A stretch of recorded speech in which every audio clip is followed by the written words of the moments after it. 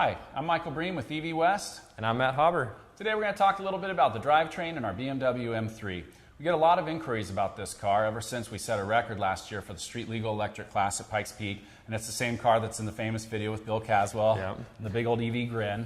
So a lot of people wonder, what's involved in making a system like this. It's pretty simple. It's two net gain 11-inch motors hooked up to a Powerg 2-speed transmission without a torque converter. So it's a direct drive system. It's pretty unique. We're going to go through step by step. Matt's going to show you how to put the motors together and couple them and then hook them up to the Powerg transmission. So we're just going to show you how to do this, and hopefully you can put one of these in your own project. Yep. All right, let's get started. All right. So one of the first things that we need to do here is we need to cut these shafts down. They come pretty standard universal. They're about 3-4 inches long. Here at EV West, we really like to make everything as compact as possible. So we actually have our inner motor flanges down to 3 inches. So what that's going to mean is we need to cut these motor shafts down to just a little less than 1.5 inches each. And then we can couple these together. All right, so I have my calipers set at 1.5 inches, and what I'm going to use is a 12-volt battery to spin the motor shaft as I mark it with my permanent marker.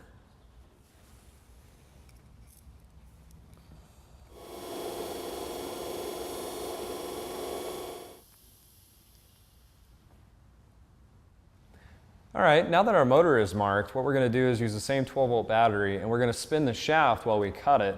And what that's going to do is it's going to ensure a true cut all the way through. We're just going to use a regular old 4-inch cutoff wheel. You can get these at Home Depot, anything like that. Let's go ahead and do it.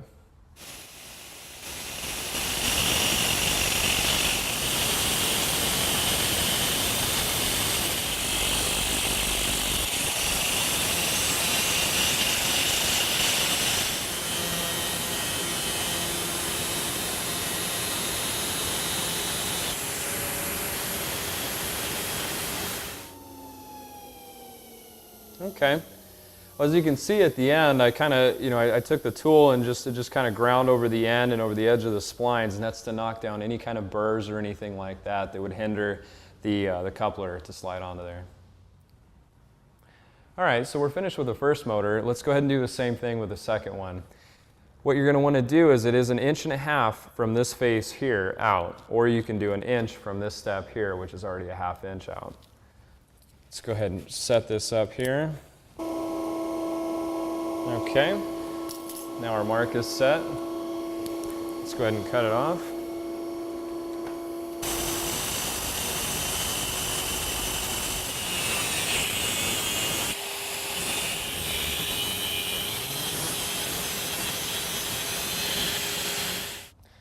All right, so we have our 2 motor shafts cut down here now.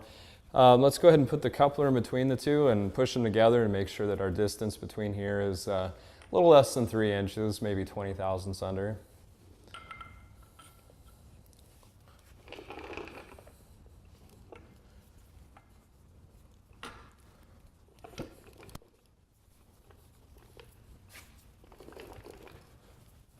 There we go. Okay. Now we'll just check our distance. All right, so I checked the distances between the 2 now, and we're just under 3 inches, so we're good to go. What I'm going to go ahead and do now is I'm going to pull the motors back apart, and I'm going to put this flange on this motor, this one on this one. You bolt the flanges to the motor first, and then you bolt the 2 flanges together. So let's go ahead and do that.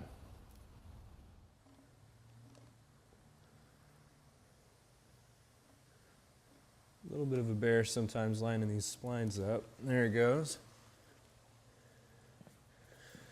Then you just match these holes up here with the studs through the flange, and it literally bolts together just like that. So now that we have our 2 motors coupled together, let's spend some time talking about our Powerg here.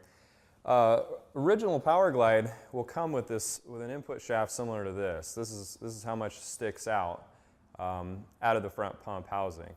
So there are options out there that you can buy right off the shelf similar to this that basically allow you to eliminate the torque converter.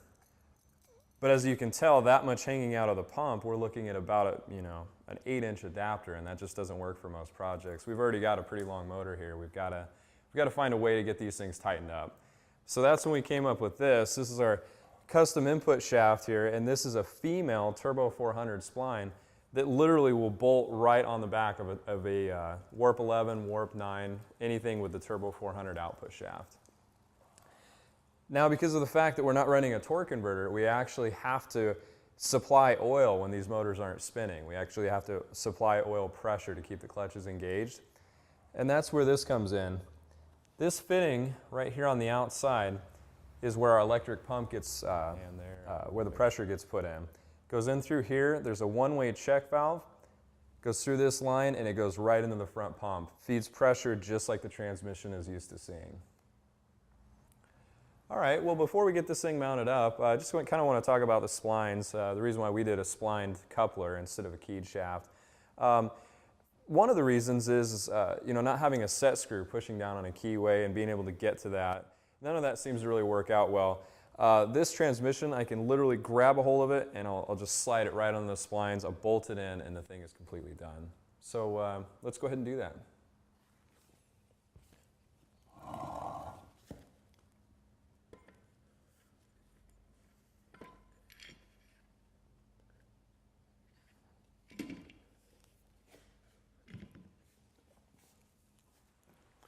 All right, so we have the two motors bolted together now, and we also have the Powerglide bolted to the last motor.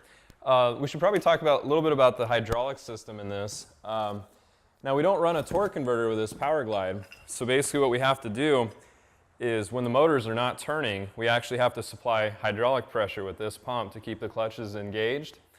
So literally it comes with good mounts for it. It comes with a rubber perch as well, it keeps it real quiet. We also supply a few other things. There's some fittings here, hose, relays, wiring, everything you're going to need to do that. We recommend probably using number 6 fittings, just for running the plumbing on this. Also, we tried a lot of different things, pressure and everything else, but what ended up working out best for us is an RPM window switch. And what this actually does is anything below 500 RPM actually turns the pump on to keep all the clutches applied. After 500 RPM is reached, this will shut the electric pump off, and the internal pump will take over, and you're rolling away. We have two 11s, which I'm sure you guys know by now. They're capable of doing 1,000 to 1,200 foot-pounds of torque between the two of them, and you can expect anywhere from 400 to 600 horsepower depending on voltage sag. Overall length of the whole package is 54 inches. And on the back of it here, obviously we have our 2-speed Powerglide setup. You can get this in a 1:7:6 ratio first or a 1:8:2. And then in second gear is direct, so just your 1-to-1 straight through. Yeah, some of the great features as well with this is it is more than capable of handling any kind of torque that these two motors can put out to it. But it also has park. Park is really important with electric cars. These motors freewheel, and if you just rely on your engine holdback like you would on a gas engine, it will just roll down the hill. So great park. You can use your e-brake as well as a backup. I think that's a good idea. It does have reverse, which is another big deal with DC motors. There's a lot entailed in basically reversing contactors and stuff to get the motors to spin in reverse. So having a transmission that has reverse drastically simplifies the conversion. So. Yeah, I think that about wraps it up, man. You guys, any questions, please give us an email, give us a call, whatever. We'd love to help you out. Matt Hauber, thank you. Man, I need a break. I'm not getting. Shooter McGavin. Oh. I keep, hold on, let's just hold on. Let me get situated. All right.